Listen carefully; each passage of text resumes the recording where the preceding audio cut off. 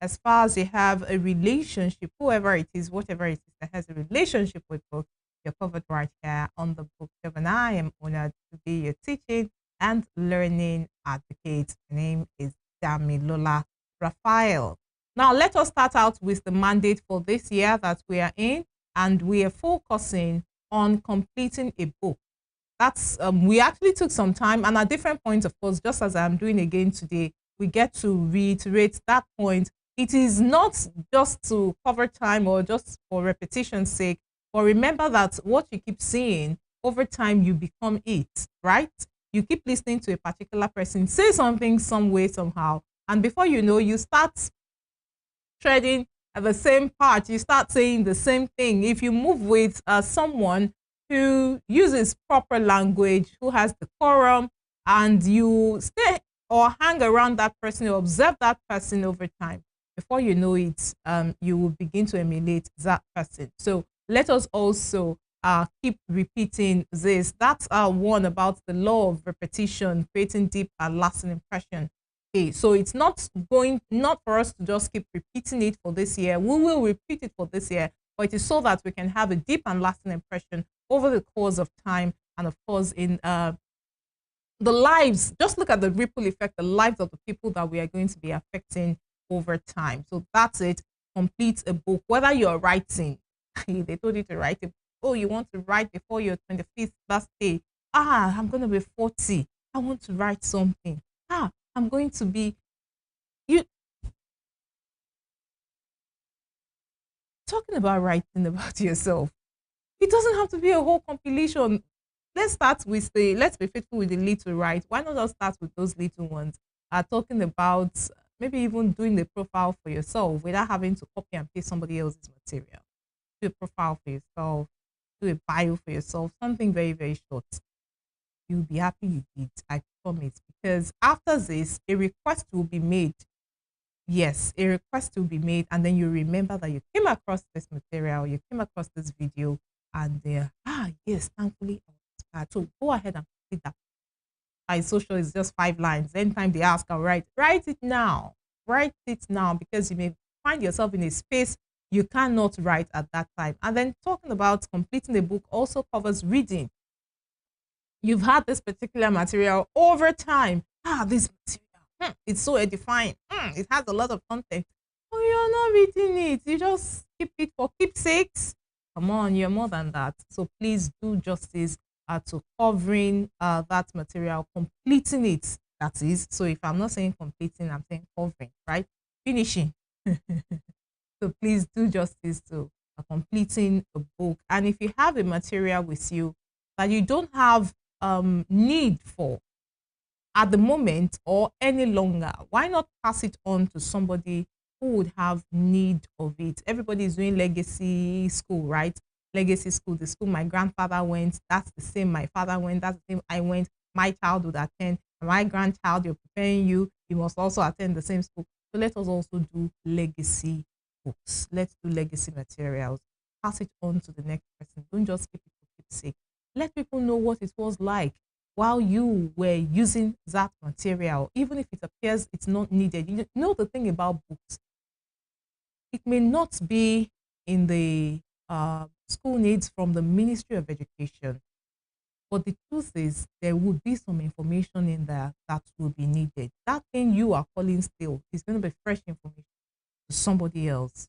That's the beauty of books. It never expires. It is dateless. It's dateless. Putting people right in that space where they're in the middle, getting information from a dateless past or a dated past, as it were, because of course you'd be putting the year you published your material and all. The year the material was published, the publishing house or the author would have put it there, and then to a dateless future where sometimes it could be dated and it could also be a dateless future. That's the beauty of books. So you are right there in the middle as the reader now, in between a dated or a dateless past and a dated or a dateless future. Please complete a book. Let's complete the cycle. Let other people have access to these materials. Now, if you have been entrusted with this particular material, Don't hoard it. Don't keep it to yourself. And please don't destroy it. Don't go nonchalant. Well, it was a book my dad used. He doesn't need it again. How would we have legacy if you destroy it? So please do not destroy materials. Don't let them go bad. Don't handle them anyhow. Handle them with care. The most important material that you should treasure are books.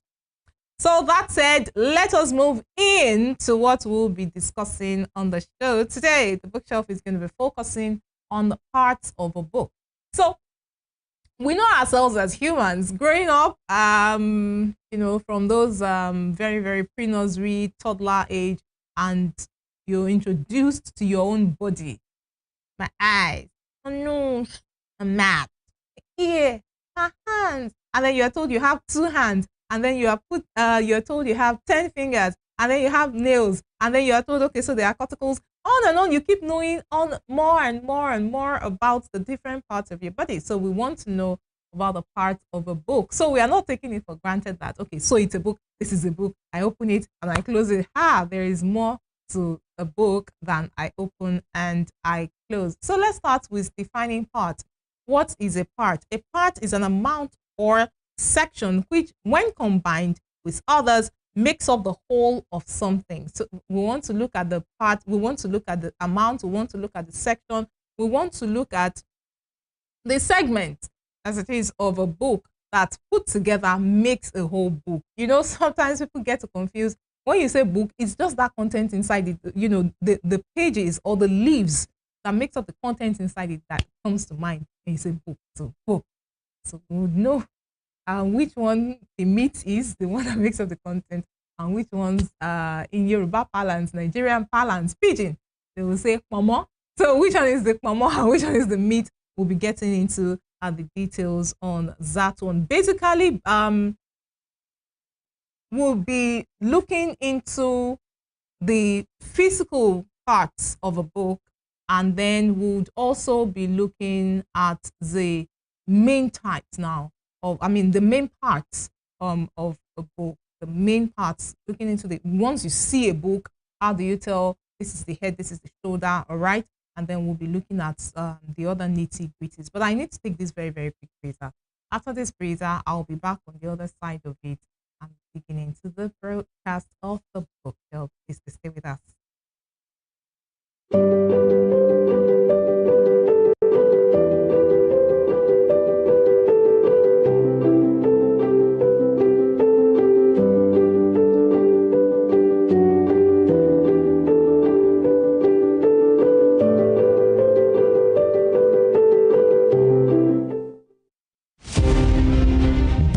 Jeremiah Oyeni Obafemi on March 6, 1909. Obafemi Awolowo was a prime architect of Nigeria's independence and most consummate advocate of free education and social welfare in Africa's most populous nation. Erudite politician, thinker and philosopher, Awo was fondly addressed by associates and political colleagues, brought his unique attributes to bear on governance in the defunct Western region. He administered as leader of government business and the premier between 1955 and 1958. Obafemi Awolowo's premiership witnessed pioneering in multi-sectoral policy initiatives and execution. The Western region under his administration paraded several enviable records.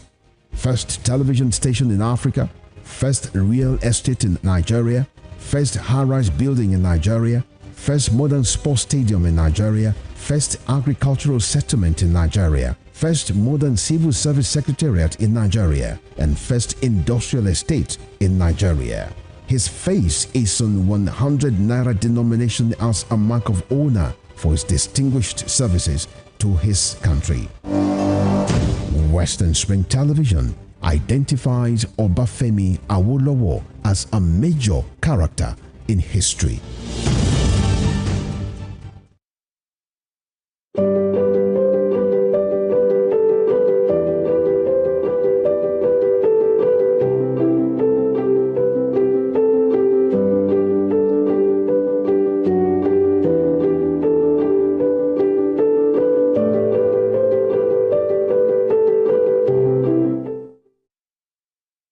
You are welcome back. It's still the bookshelf, broadcasting to you live from the studios of Western Spring Television. And today on the bookshelf, our focus is parts of books. Now, before that, breather, I said we're going to be talking about the different parts of the books, and we're going to be starting with the physical attributes, the first things you will see, the things that your eyes can see and your hands can handle. So let's go into that before we go into the more technical parts. So the different parts of the book, definitely you have the cover. Now the cover could be different types. They come in, I mean, you could even decide that you want to design a cover for your material.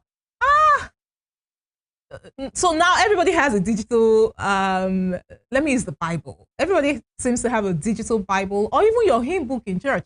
Everybody seems to have something digital. Way back when you get a hymn book, you quickly get a cover for it, right? So let's look into all of that. We have the dust jacket. That's the one you get for yourself to further protect the material, the dust jacket. There is the hinge.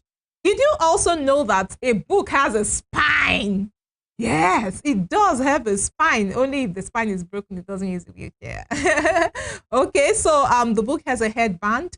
It has a foot band. A headband, yes, it does. There is the bottom edge, or what you call the tail. There is the end sheet. All right, and there is also the fly leaf. That's the one you flip. There is the fly leaf, and that's the one that has what we call the dog ears, okay, which should not happen to your books. Don't let it happen to your books. Okay, there is the spine. I already mentioned the spine. Books also have joints, okay. There is the text block. You have your raised bands. Now remember, I said this depends on the different kinds of books. There are some what you call spiral binding, yeah, okay.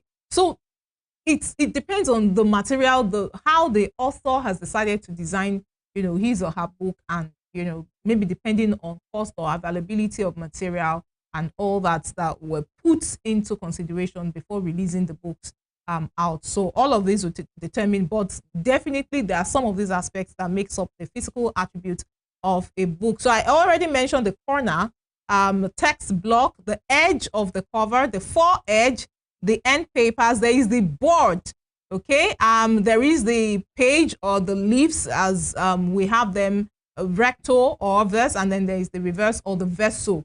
That's what you now have, what they call inner back.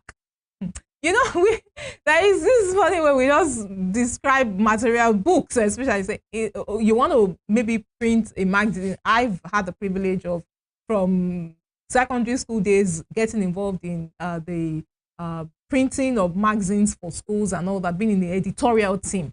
Okay, so you're hearing inner back, outer back cover. So that's what you call recto or obverse. And then of course you have the verso.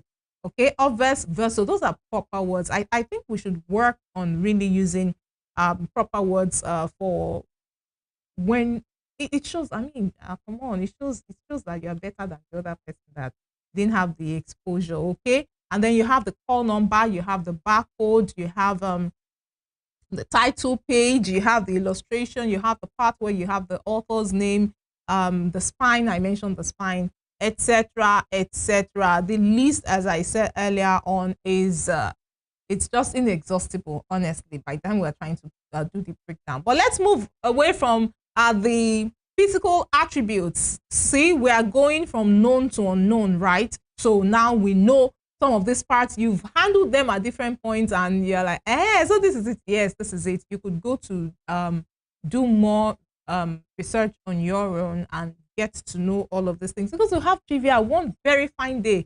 Either we're bringing you in the studios, or we are hitting the streets. Yes, all those we are also going to do it. I told you, learning is fun. So let's move on to the different parts of a book, and so that we can also touch on the news across education right here. So the books are divided. We're going into the technical aspect now, more technical aspects. Books are divided into three major parts. There is the front matter. Okay, so when it has the front, it has the back, right? Okay, good. Then you have the body. So the front matter, middle or body matter, and then the back matter or the end matter, as the case may be. Basically, those are the three aspects that we have books. So what comes first in a book? There is the title page.